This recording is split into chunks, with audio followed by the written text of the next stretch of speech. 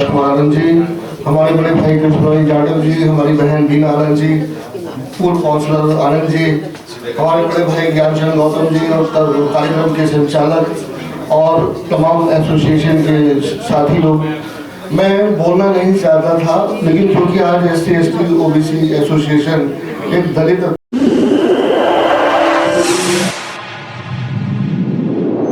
इस news channel पर जो भी वक्ता ने कहा वो उसकी अपनी राय है, जिसकी पुष्टि नेशन न्यूज इंडिया नहीं करता। धन्यवाद। सालों पर चर्चा कर रही है, तो मैं अपनी घटना का उदाहरण देते हुए इस कानून पे अच्छी चर्चा हो जाएगी उसके अंदर। तो साथियों, जैसे कि आप जानते हैं, मैं 2012 से काउंसलर हूँ और 2016 के अंदर एक रामलीला मैदान के अंदर एक ज्वाइंट कन्वेंशन हुआ था, जिसमें नॉर्थ एमसीडी, पूर्वी दिल्ली, साउथ एमसीडी तीनों का एक सम्मेलन हुआ था। मैं अकेला पार्षद आम आदमी पार्टी से था। तो वहाँ क्योंकि सफाई पर चर्चा हो, एमसीडी के सवालों पर चर्चा दिल्ली विधानसभा में हो रही थी, तो कॉरपोरेशन ने, बीजेपी की जो कॉरपोरेशन है, उसने समझा कि भाई ये तो जो है हमारी कॉरपोरेशन पे हमला हो रहा है विधानसभा में, और हम भी जो है रामलीला मैदान में ज्वाइंट कन्वेंशन करेंगे और केजरीवाल जी को कर आएंगे। तो वहाँ देखा भी मैंने, सब केजरीवाल जी को कर आ रहे हैं, बुरी तरीके से कर आ रहे हैं। तो मैंने बैठा हुआ था, मैं अकेला पार्षद था। मैंने कहा भाई मैं भी बोलूँगा, मुझे भी बोलने का हक है।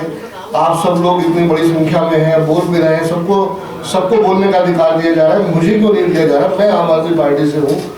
और खैर उन्होंने मुझे बोलने का अधिकार नहीं दिया। मैंने टोपी लगा दी, तो टोपी से उनको बड़ा परेशानी हुई।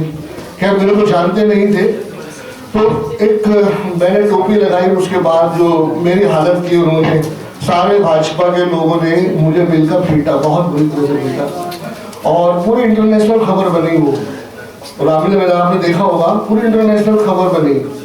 अरविंद जी ने अगले दिन भाजपा कार्यालय घेर लिया, कम से कम 5000 लोगों को लेकर भाजपा कार्यालय घेरा गया मेरे सवाल के ऊपर कि भाई ये इस पर FIR होनी चाहिए, क्योंकि वो ज्वाइंट कन्वेंशन था और हाउस के अंदर कहते हैं कि जब तक मेयर परमिशन न दे FIR हो नहीं सकती। तो एक काउंसलर जो है उसकी आज तक FIR नहीं हो पाई है। तो हम लोगों ने भाजपा कार्यालय घेरा, उसके बाद SC/ST आयोग में गए, सारे विधायक गए हमारे FIR कराने के चक्कर में, वहाँ तक कंप्लेंट की हम लोगों ने। और उसके बाद अरविंद जी और तमाम हमारे MLAs जो थे SC समाज के, हम राष्ट्रपति उस टाइम प्रणब मुखर्जी थे, हम वहाँ भी गए, चाय पे बुलाया उन्होंने मेरे को। और अरविंद जी ने बड़े विस्तार से बताया कि जब से भारतीय जनता पार्टी आई है, ये दलितों के साथ अत्याचार बढ़ रहे हैं, और दिल्ली के अंदर भी हमारे एक पार्षद को बुरी तरह पीटा गया है। तो उसका उन्होंने कहा कि भाई नहीं, मैं करूँगा। तो उन्होंने सारी कार्रवाई सुनी, हमें चाय भी पिलाई प्रणब मुखर्जी ने राष्ट्रपति भवन में।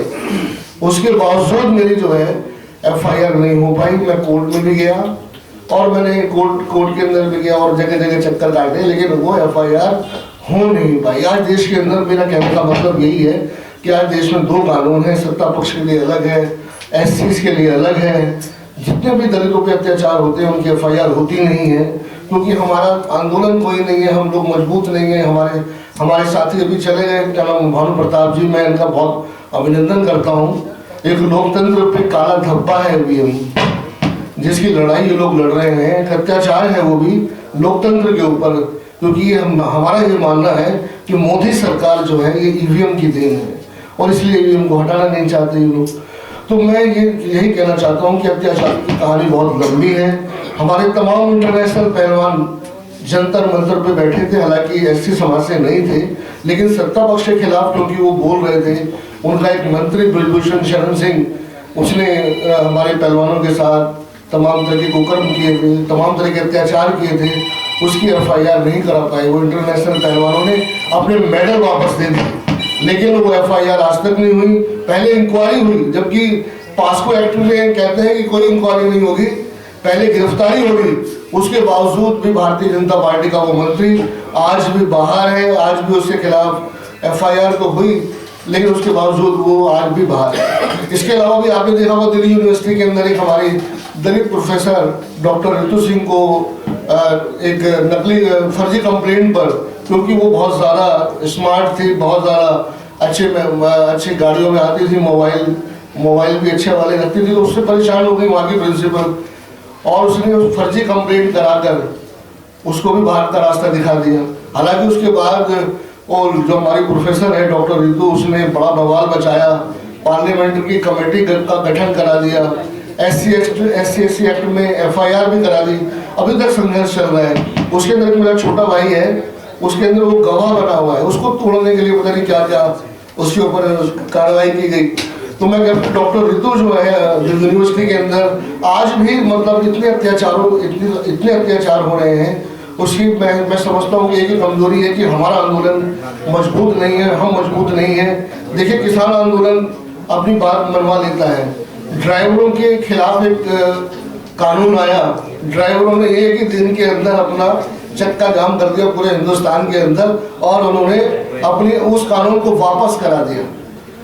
बस मैं यही कहना चाहता हूँ कि क्योंकि मैंने क्या SC OBC पर आज चर्चा है, दलित एट्रोसिटीज एक्ट पर चर्चा है, तो बस मैं यही चाहता हूँ कि हम लोग एक रहे, एकता में बड़ा बल है।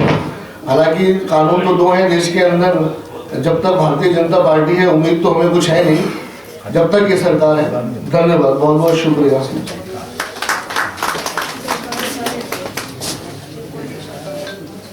मैं हरनारायण जी से गुजारिश करता हूं कि हमारे बीच Chandram ji director SC/ST cell Delhi government पधार चुके हैं, तो आइए हरनारायण जी।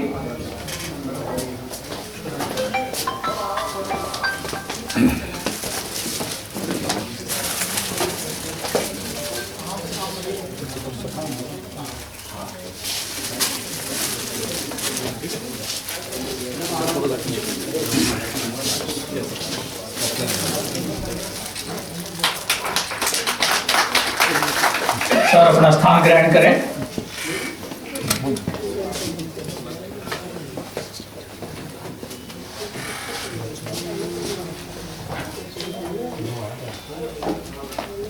हमारे बीच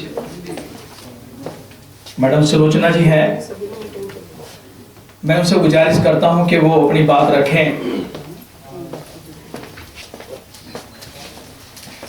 आइए मैडम।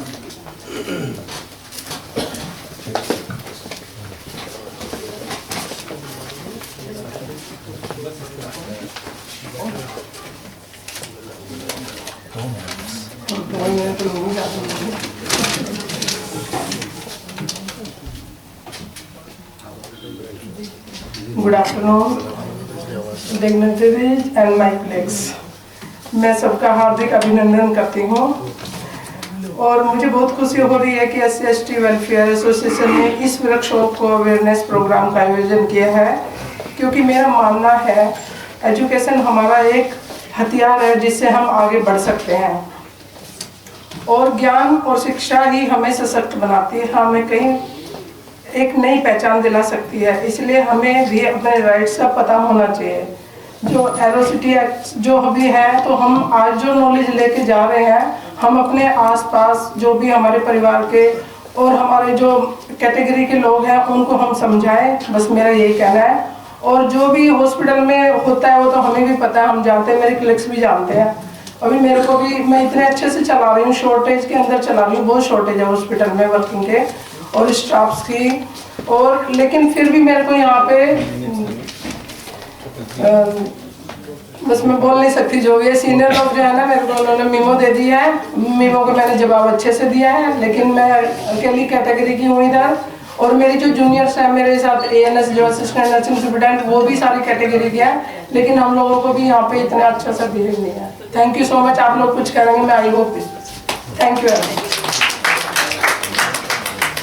मैडम, इस सेमिनार की अगर आवश्यकता बड़ी है तो बड़ा सोच समझ के ये सेमिनार रखा गया है, और सर भी जानते हैं और सभी जानते हैं कि चल क्या रहा है, क्योंकि जो सत्ता में बैठे लोग तो हैं ही हैं, लेकिन जो यहाँ पर जो बैठे लोग हैं वो भी उनके संरक्षण में कुछ ना कुछ तो कर रहे हैं, जो आज सेमिनार की जरूरत पड़ी है। क्योंकि जो नीचे के तबका का जो आदमी है, हम तो फिर भी कुछ पढ़े लिखे हैं, हम लोग कुछ संघर्ष कर पाते हैं, लेकिन हमने 3-4 दिन अवेयरनेस प्रोग्राम चलाया था कि वो यहाँ ज़्यादा से ज़्यादा संख्या में पहुँचे, लेकिन उनको भी यहाँ पर पहुँचने नहीं दिया गया।